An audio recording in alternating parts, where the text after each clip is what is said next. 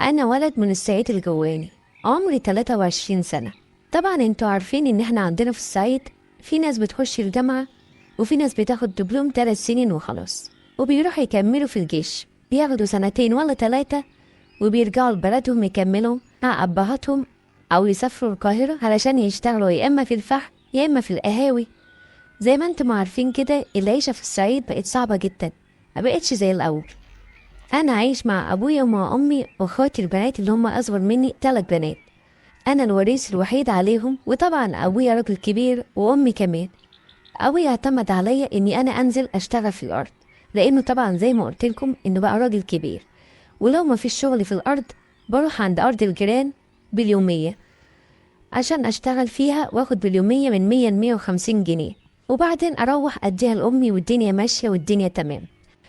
وفي يوم لقيت ابن عمي بيتصل عليا من السعودية وبيقول لي يا ابن عمي في فيزا موجودة إن أنت تطلع سواق، بس أنت هتطلع سواق لوحدة سعودية مرتاحة ومبسوطة جدا وعندها قصر وعايشة مع بناتها الاتنين، بس برضو متجوزين معاها في نفس القصر، وجوزها على طول مسافر وسايبها هي في القصر هي وبناتها وجوازهم، فهي عايزة سواق يكون ليها خاص كده يعني.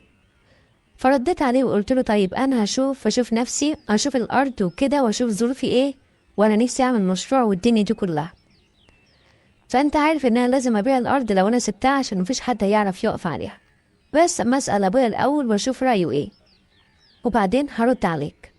ورحت على طول لأبويا وقلت له يا أبويا ابن عمي بيقول لي في شغلانة حلوة كده 1 2 3 وأنا عايز أروح أشتغل في السعودية.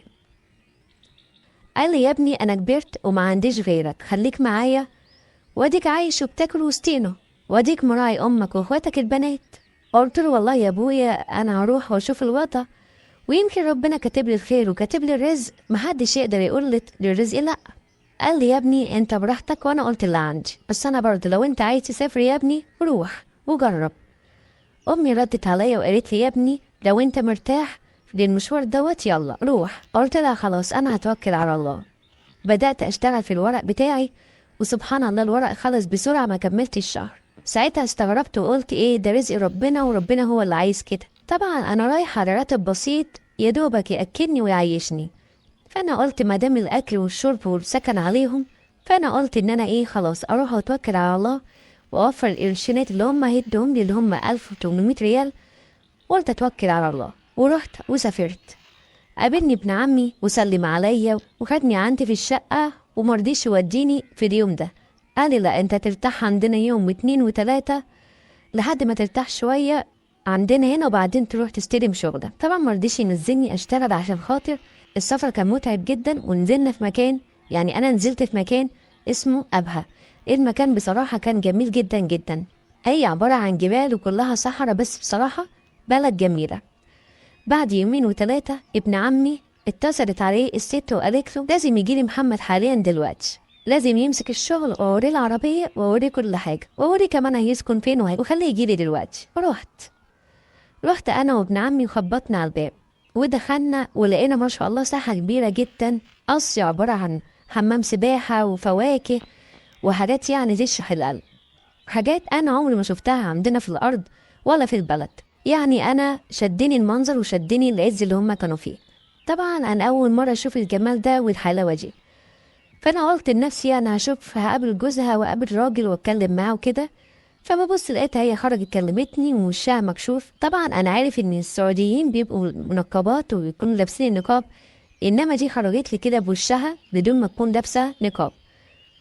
بس انا بصراحه زي ما بقول لكم كده وشها كان زي وش القمر، وشها كان يخليك كده ان انت طاير وعايز تعيش كده مع نفسك ومع جمالها تبقوا لوحديكوا. طبعا انا مش فاهم حاجه خالص، فابن عمي كان بيعمل بيترجمني، هي بتقول لي ايه، كان بيترجم لي ان هي بتقول لي انت شرفتنا ونورتنا وان انت هترتاح معانا.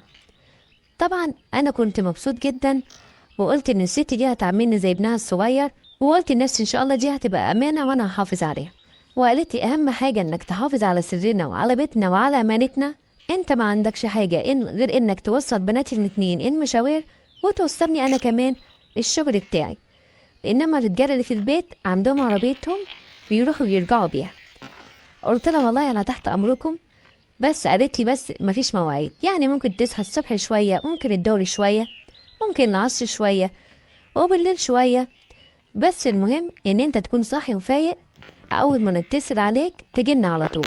طبعا انا كنت فاهم كده كلام شوية من المسلسلات والافلام اللي انا كنت بتفرج عليها، فقلت لها انا فاهم يعني شوية كده. لقيتها بتضحك ضحكة كده، انا ما كنتش فاهم هي بتضحك ليه، بس لما ضحكت كانت زي القمر الصراحة يعني. قالت لي انت هتريح النهاردة تشوف السكن بتاعك وتشوف العيشة ازاي وتشوف العربية، ماشي، وبعد كده نبتدي الشغل بعدين. طبعا انا دخلت السكن بتاعي لقيت عيشة يعني ما اقولكوش، فيها شاشة وفيها حمام وفيها يعني كل حاجة تتخيلها موجودة في السكن ده. بقيت عمالة اقول يا رب الحمد لله ربنا كرمني وربنا هيساعدني، يعني حسيت ان طاقة القدر اتفتحت لي. وصراحة اليوم دوت نمت ساعتين ولا 3 وقمت على صلاة الفجر. بعد صلاة الفجر كده بشوية، يعني على الساعة حوالي 6 كده، رنت عليا الست وتقول انت فين يا محمد؟ قلت لها انا صاحي اهو. قالت لي خلاص كويس انك صاحي اهو، تعال عشان تودي البنات الشغل بتاعهم، اول مرة تعرف الطريق علشان تعرف تجيبهم وتوديهم. قلت لها خلاص حاضر. اتصلت بيها على الساعة 7:30، قالت لي جاهز؟ قلت لها جاهز. قالت لي يلا روح سخن السيارة. ورحت نازل على العربية عشان أسخنها، أشغلها يعني وأسخن. بس الحمد لله أنا كان معايا رخصتي ومعايا ورقي ومعايا كل حاجة. أنا شفت العربية من هنا اتوهمت، عربية عمري ما شفت زيها في حياتي صراحة يعني. والله أنا كنت مبهور جدا من اللي أنا كنت عمالة أشوفه. ركبت العربية وكأني يعني مش من هنا خالص. جم البنتين لابسين النقاب وركبوا معايا من ورا وقالوا لي يلا اطلع واحنا هنشاور لك الطريق، هنطلع يمين نطلع شمال، هنقول لك تمشي ازاي، علشان طبعا انا ما اعرفش الطريق. وبقيت ماشي بالراحه شويه طبعا علشان انا مش عارف الطريق. وفضلوا يتكلموا معايا واحنا ماشيين. قالوا لي انت اسمك محمد؟ قلت لهم اه انا اسمي محمد. طب انت عندك كام سنه يا محمد؟ عندي 23 سنه. قالوا لي العمر كله وكلام كتير كده انا ما فهمتش منه حاجه. بس قلت لهم انا معاكم وزي ما انتم شايفين كده تقولوا لي يمين يسار، انا معاكم لان انتم شايفيني كده انا مش عارف الطريق.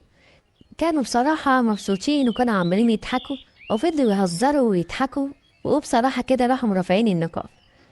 انا شفتهم في المراية طبعا وكانوا عايزة اقول لكم ان هم جمال انا عمري ما شفته في حياتي. يعني كانوا